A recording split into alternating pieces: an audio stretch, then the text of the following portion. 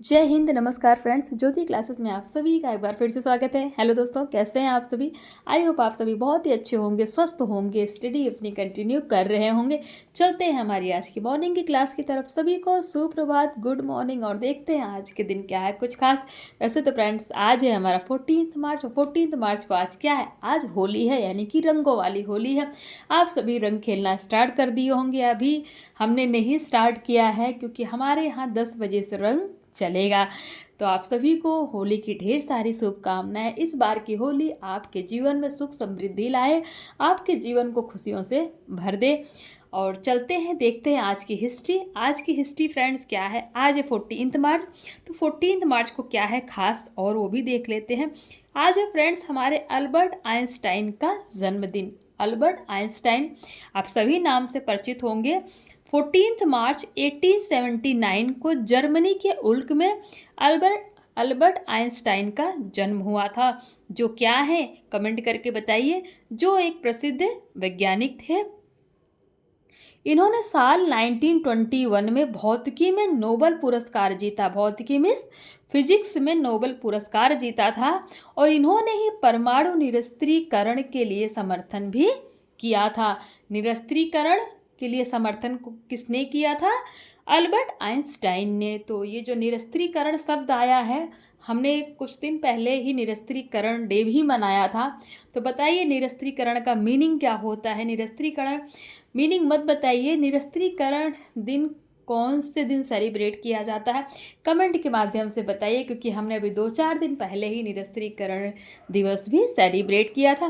Friends वैसे तो निरस्त्रीकरण का मीनिंग होता है हथियारों को कम करना, यानी कि जो भी हमारी सेना है उनके पास जो हथियार है उनको कम करना, सीमित करना, अर्थात आप कह सकते हैं उनको खत्म करने का, जिससे पूरे विश्व में सुख शांति बनी रहे। तो ये तो हमने जानी आज की हिस्ट्री की होली के साथ साथ आज क्या है, हमारे अल्बर्ट आइंस्टाइन का जन्मदिन भी है।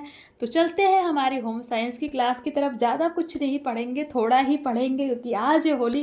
बट मैंने सोचा कि क्यों क्लास में गैप किया जाए। सेलिब्रेशन अपनी जगह है, बट हमारा जो लक्ष्य है ना फ्रेंड्स, उसको हमें नहीं भूलना है। अपने लक्ष्य को आप धीरे धीरे अपने लक्ष्य की तरफ बढ़ते रहिए। भले ही एक कदम बढ़ाइए, नहीं मन करता थोड़ा ही करिए, थोड़ा ही पढ़िए, बट डेली कंटिन्यूटी रखिए। क्योंकि एक बार हमारी कंटिन्यूटी टूट जाती है ना, फिर मन नहीं लगता हमारा है। तो इसीलिए मैंने सोचा कि आपको आज भी क्लास मिलनी चाहिए।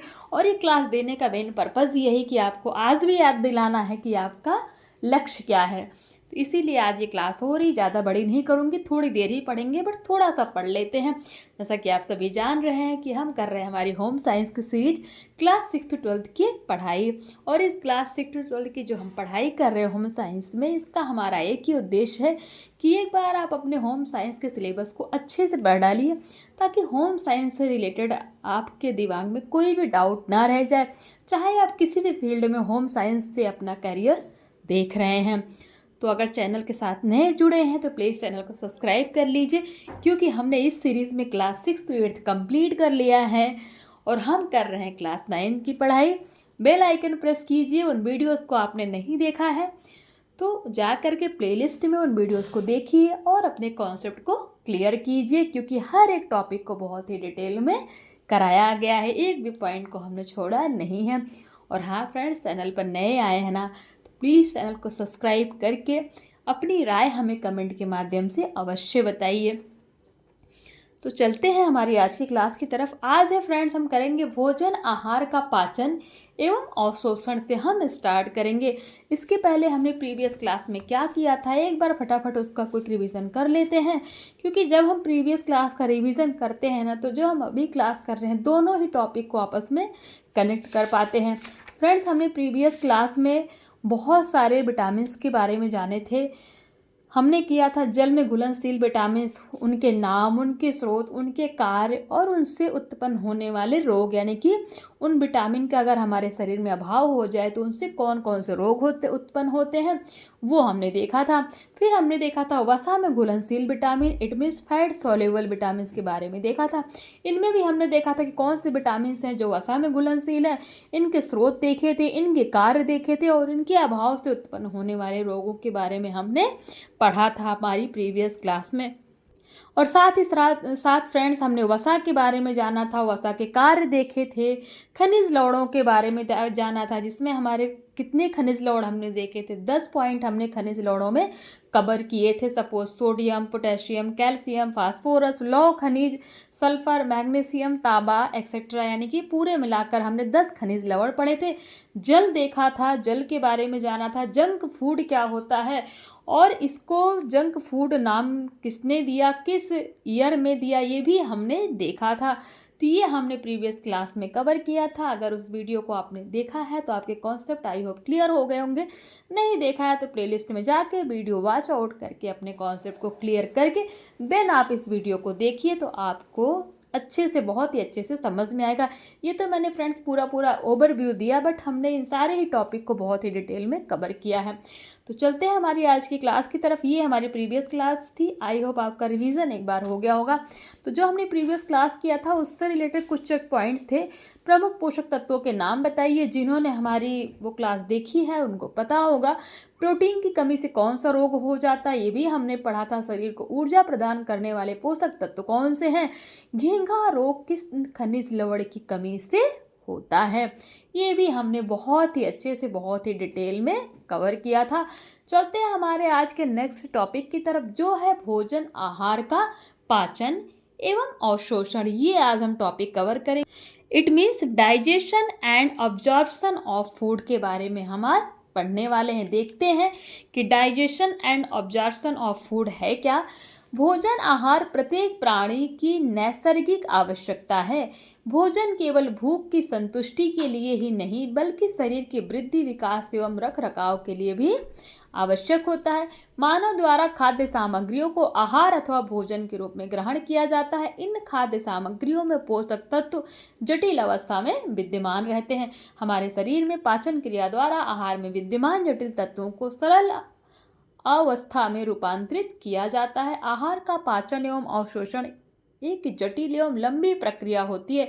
इस प्रक्रिया के दौरान व्यक्ति द्वारा ग्रहण जटिल भोज्य सामग्रियों को सरल एवं जटिल अवस्था में परिवर्तित किया जाता है तथा उसमें से उपयोगी पोषक तत्वों को शरीर द्वारा अवशोषित कर लिया जाता है। शरीर द्वारा पोषक तत्वों के अवशोषण का मीनिंग एब्जॉर्प्शन। अवशोषण के उपरांत शेष अपशिष्ट पदार्थ को मल के रूप में विसर्जित कर दिया जाता है। इस प्रकार भोजन के उचित पाचन तथा अवशोषण के परिणाम स्वरूप शरीर को पोषण प्राप्त होता है। ये तो हमने देख लिया क्या भोजन का पाचन एवं अवशोषण जाना। अब चलते हमारा नेक्स्ट टॉपिक है पाचन तंत्र के विभिन्न अंग तथा पाचन क्रिया, यानी कि जो पाचन तंत्र है उनके विभिन्न अंग कौन कौन से हैं और पाचन क्रिया के बारे में देखते हैं। प्रत्येक मनुष्य द्वारा मुख से आहार को ग्रहण किया जाता है तथा पाचन क्रिया के पश्चात शेष अपशिष्ट पदार्थों को गुदा द्वारा विसर्जित कर दिया जाता है। इसलिए शरीर के अंदर मुख से लेकर गुदा द्वार तक के मार्ग को आहार मार्ग या आहार नाल कहा जाता है। Very very important. आहार नाल किसे कहा जाता है, तो शरीर के अंदर मुख से लेकर गुदा द्वार तक के मार्ग को आहार मार्ग या आहार नाल कहा जाता है। आप ये फिगर देखिए फ्रेंड्स, इसमें पूरा जो है मानव शरीर दे रखा है। दांत, जीभ, लार ग्रंथियां, कहाँ से, यहाँ से, ग्रसनी, ये जो गला है ना इधर दिख रहा होगा आपको, श्वास नली, ग्रास नली, यकृत, यकृत में लिवर, पित्ताशय, पक्वाशय या ग्रहणी, कोलन, छोटी आंत, सीकम, कृमि रूप, ये जहाँ जहाँ आपको एरो दिख रहा है ना, ये वहाँ वहाँ पे ये दिख रहा होगा, परिशेषिका, गुदा द्वार, मलाशय, बड़ी आंत, अग्नाशय एवं आमाशय। ये तो मैं अभी आपको ऐसे ही बता रही हूँ, बट जब एक बार ये हमारी बुक्स कंप्लीट हो जाएगी ना, जब हमने आपको क्या बोला है कि हम ये सीरीज़ करने के बाद फ्रेंड्स हमारा जितना भी होम साइंस का ब्रांच है ना, एक एक करके उन ब्रांच को भी पढ़ेंगे। फिर जब हम फिजियोलॉजी पढ़ेंगे ना, देन उसमें मैं आपको डिटेल में लार ग्रंथियाँ क्या होती हैं, ग्रसनी क्या होती है, श्वास नली क्या होती है, इन सबको समझाऊंगी और अच्छे से इनको डिटेल में कराऊंगी। बट अभी आप मोटा मोटा जान लीजिए, जैसे से आप क्लास में आगे पढ़ते जाएंगे आपको चीज़ें पता लगती जाएंगी। फिर उसके बाद ये हमने देख लिया मनुष्य की आहार नाल तथा उससे संबंधित पाचक ग्रंथियाँ।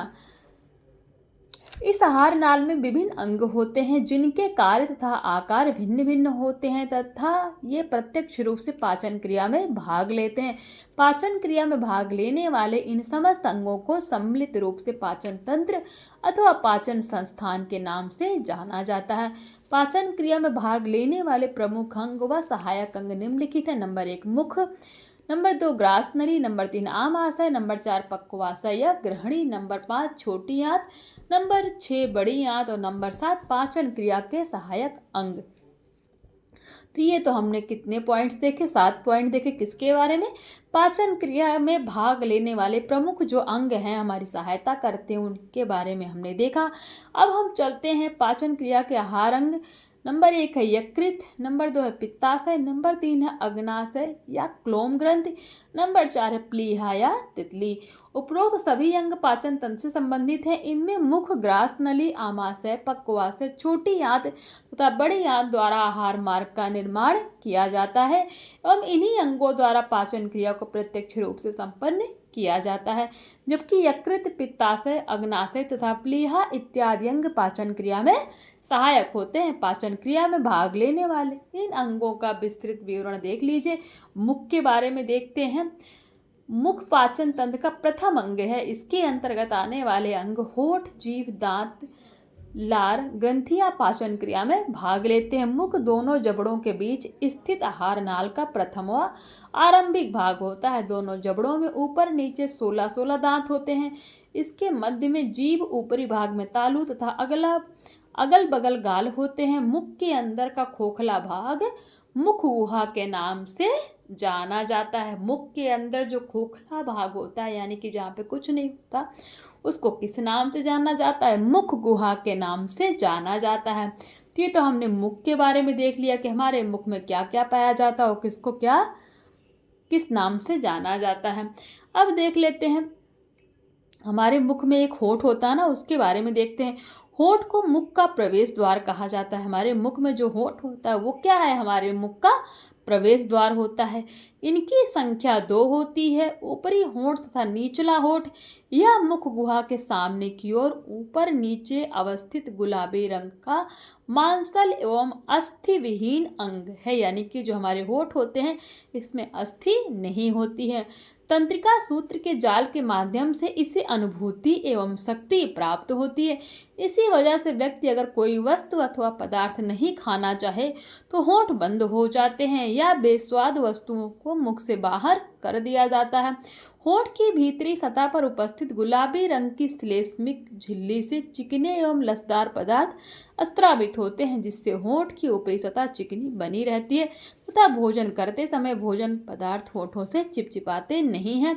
होठों का मुख्य कार्य भोज्य पदार्थ को पकड़ना तथा दांतों द्वारा चबाते समय उसे मुख से बाहर निकालने से रोकना है। क्वेश्चन पूछ लिया गया कि होठों का मुख्य कार्य क्या है? तो भोज्य पदार्थ को पकड़ना तथा दांतों द्वारा चबाते समय उसे मुख से बाहर निकालने से रोकना, यही क्या है? होठ का काम है। अब नंबर 2 देख लेते हैं। दांत भी हमारे मुख में ही होते हैं। दांत का क्या कार्य है देखते हैं। दांत पाचन क्रिया के सुचारू रूप से संचालन में सहायक होते हैं। इनके द्वारा भोजन को चबाने का कार्य किया जाता है। मनुष्य के जीवन में दांत 2 बार निम्न अस्थि में निकलते हैं। एक अस्थाई एक अस्थाई दांत निकलते हैं ना। बच्चे को बोलते हैं कि भैया अभी तो इनके दूध के दांत हैं और ये टूटेंगे, देन जो है अस्थाई दांत आएंगे। तो नंबर 1 देखते हैं अस्थाई अथवा दूध के दांत जिसको बोलते हैं। मनुष्य के जीवन में पहली बार अथवा प्रारंभिक अवस्था में जो दांत निकलते हैं वे दूध के दांत या अस्थाई दांत कहलाते हैं। वे दांत बच्चे के जन्म से 7 से 8 माह की आयु के पश्चात निकलने प्रारंभ होते हैं। जो दूध के दांत होते हैं वो कब से स्टार्ट हो जाते हैं निकलना? तो 7 से 8 माह की आयु के पश्चात, यानी कि जब बच्चा 7 से 8 महीने का हो जाता है उसके पश्चात दूध के दांत निकलना प्रारंभ होते हैं तथा 2-3 वर्ष की आयु तक लगभग 20 दांत निकल आते हैं। तो आपसे पूछ लिया गया है कि बच्चे के 2 से 3 वर्ष की आयु तक कितने दूध के दांत निकल आते हैं? तो आपका आंसर क्या होगा? 20 दांत, यानी कि 2 से 3 वर्ष में बच्चे के 20 दांत लगभग निकल आते हैं। इस आयु में बच्चे का प्रमुख भोजन दूध होता है, इसलिए इसे दूध के दांत कहते हैं। बच्चे की आयु 7-8 वर्ष की होने पर ये दांत अस्थायी दांतों के ऊपर आने के कारण गिरने लगते हैं, इसलिए इन्हें अस्थायी दांत कहते हैं। नंबर 2, अस्थायी दांत देख लेते हैं। दूध के दांत गिरने के पश्चात जो दांत निकलते हैं वे अस्थायी दांत होते हैं। अस्थायी दांत सामान्यतः 7 से 8 वर्ष की आयु के पश्चात निकलने लगते हैं तथा प्रौढ़ावस्था तक अस्थायी ही रहते हैं। किसी किसी व्यक्ति के दांत वृद्धावस्था तक भी नहीं टूटते हैं।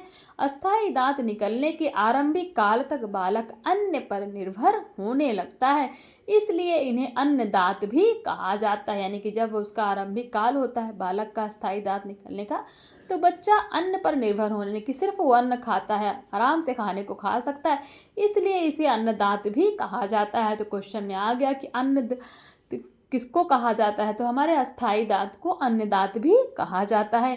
इस अवस्था में आकर अस्थायी दांत जड़ों के नीचे से ऊपर की ओर बढ़ने लगते हैं, जिस कारण दूध के दांत हिलकर गिरने लगते हैं तथा उनकी जगह अस्थायी दांत स्थापित होने लगते हैं। लगभग 20 वर्ष की आयु तक 28 अस्थायी दांत ही रहते हैं। एक वयस्क व्यक्ति के कुल 32 दांत होते हैं। यानी कि 20 वर्ष के लोगों के कितने दांत होते हैं? लगभग 28 दांत ही रहते हैं। बट एक वयस्क जो हो जाता है तो उसके कुल कितने दांत हो जाते हैं? 32 दांत हो जाते हैं।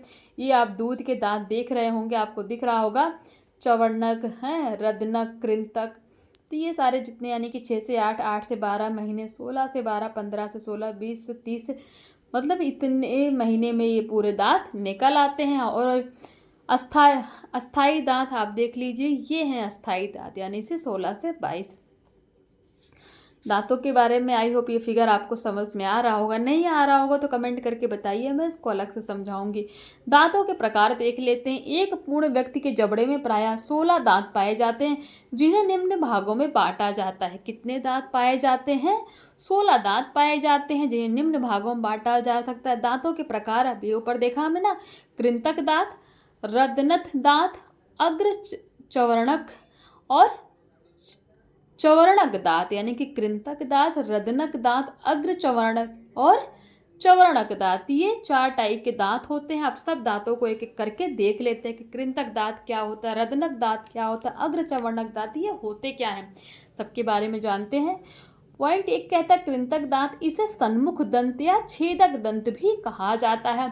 तो कृंतक दांत को और किन नाम से जाना जाता है? तो सन्मुख दंत या छेदक दंत के नाम से भी कृंतक दांत को जाना जाता है। ये दांत छैनी जैसी धार वाले एवं चिपटे होते हैं। ये भोजन को काटने अथवा कुतरने का कार्य करते हैं। इनकी कुल संख्या 8 होती है। को पता होना चाहिए कृंतक दांत क्या करते हैं। ये भोजन को काटने अथवा कुतरने का कार्य करते हैं। और जो कृंतक दांत होते हैं, इनकी कुल संख्या कितनी होती है? तो इनकी कुल संख्या 8 होती है। नंबर 2, रदनक दांत के बारे में देखते हैं। इसे भेदक या अश्वदंत भी कहा जाता है। ये छेदक दांतों से अधिक लंबे व नुकीले होते हैं। ये दांत भोजन को काटने, चीरने एवं फाड़ने की क्रिया करते हैं। मांसाहारी पशुओं में ये दांत बहुत लंबे व नुकीले होते हैं। कौन से दांत? रदनक दांत जो होते हैं वो, जो उनके शिकार को चीर फाड़ कर खाने में मदद करते हैं। इनकी संख्या 4 होती है।